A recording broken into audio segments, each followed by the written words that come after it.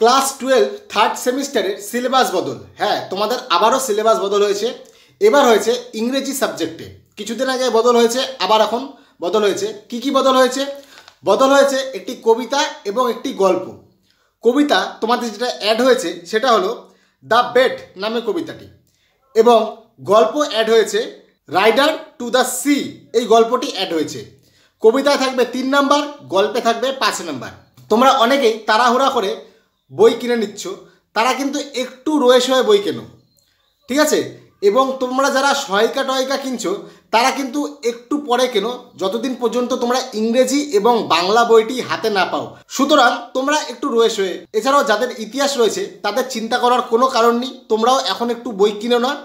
যেই সিলেবাস আছে আমি ওই সিলেবাস অনুযায়ী তোমাদের ইউটিউবে পড়াবো, ঠিক আছে?